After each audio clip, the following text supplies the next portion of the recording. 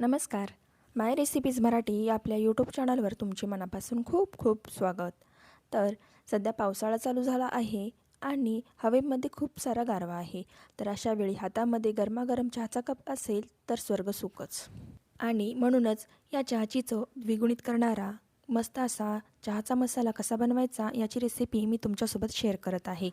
आणि हा चहाचा मसाला वापरून मस्त असा गरमागरम मसाला चहा कसा बनवायचा ते देखील मी तुमच्यासोबत शेअर करत आहे.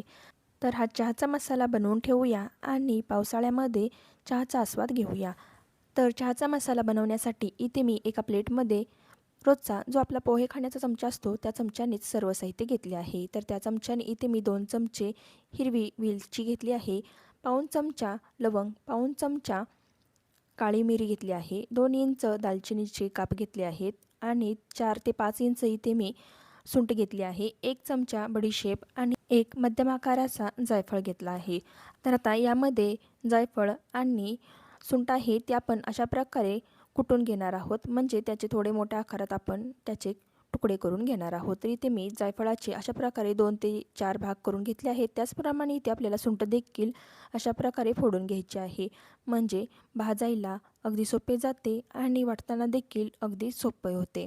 तर आता गॅसवर मी एक कढई ठेवली आहे, त्यामध्ये सर्वात अगोदर आपण दालचिनी घालणार आहोत. दालचिनी थोडीशी अशा प्रकारे हातावर कट करून घालायची किंवा त्याचे तुकडे करून घालायचे. लगेचच यामध्ये जायफळ घालायचे आणि फोडून घेतलेली सुंठ देखील यामध्ये घालायची. आता हे मसाले थोडे भाजायला जास्त वेळ लागतात, त्यामुळे अगोदर घातले आहेत आणि गॅसची फ्लेम अगदी लोच ठेवून अर्धा मिनिट हे मसाले व्यवस्थित अगोदर भाजून घ्यायचे आहेत, म्हणजे ते बाकीच्या साहित्याच्या बरोबर अगदी व्यवस्थित असे भाजले जातात. तर अर्धा मिनिट इथे मी हे सुंठ, दालचिनी आणि जायफळ आहे ते व्यवस्थित असे भाजून घेतले आहे. आता यामध्ये उरलेले जे बाकीचे मसाले आहेत ते घालायचे आहेत. गॅसची फ्लेम आपल्याला लोच ठेवायची आहे. आता यामध्ये काळी मिरी, बडीशेप, हिरवी वेलची आणि लवंग घातले आहे. हे सर्व साहित्य आपण 2 ते 2.5 मिनिटे लो फ्लेमवरच भाजून घेणार आहोत. कलत्याने व्यवस्थित हलवत राहायचे, म्हणजे सर्व बाजूने हे मसाले व्यवस्थित असे भाजले जातात. हाताला ते अगदी हलकेसे गरम लागले आहेत असे जाणवले आणि याचा छान असा सुगंध येऊ लागला की ते छान असे भाजले आहेत असे समजायचे आणि लगेचच ते आपण काढून घ्यायचे आहेत. तर आता 2 ते 2.5 मिनिटे झाली आहेत आणि या मसाल्यांचा छान असा सुगंध दरवळत आहे.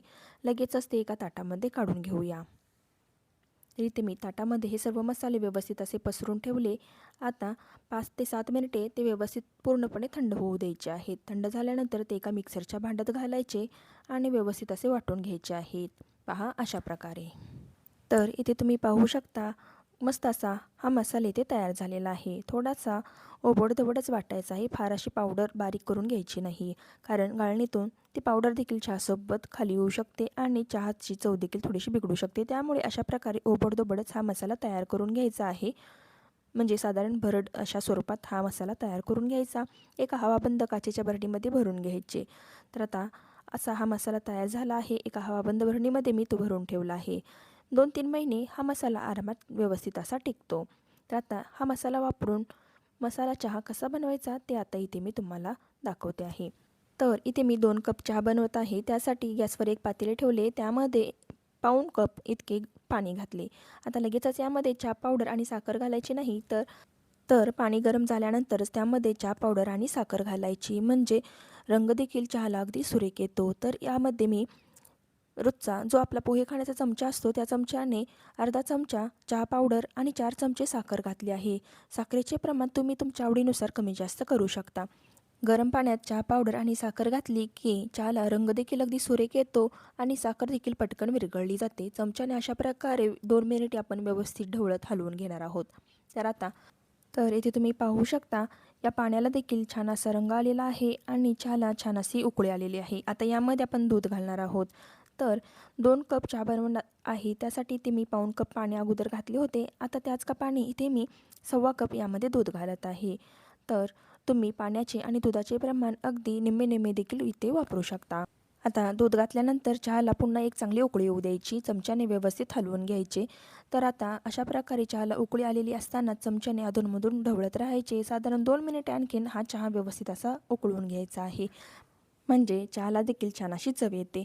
तर आता सर्वात शेवटी यामध्ये आपण तयार केलेला हा चहाचा मसाला घालणार आहोत. तर इथे मी एका छोट्या चमच्याने 1 चमचा हा चहाचा मसाला घातला आहे. म्हणजे जो आपला नेहमीचा रोजचा पोहे खाण्याचा चमचा आहे त्या चमच्याने पाव चमचा इतका हा मसाला यामध्ये घालायचा आणि पुन्हा एकदा चहाला उकळी येऊ द्यायची आणि चमच्याने अशा प्रकारे 2 मिनिटे आणखीन ढवळत राहायचे. तर मसाला घातल्यानंतर साधारण 1.5 ते 2 मिनिटे हा चहा पुन्हा उकळू द्यायचा. म्हणजे मसाल्याचा सर्व स्वाद या चहामध्ये उतरतो आणि चहाला अगदी छान अशी चव येते.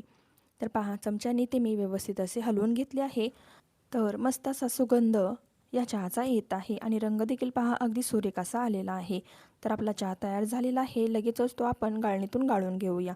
तर अशा प्रकारे मस्त असा गरमागरम मसाला चहा तयार झालेला आहे. रेसिपी आवडल्यास लाईक, शेअर आणि सबस्क्राईब करा.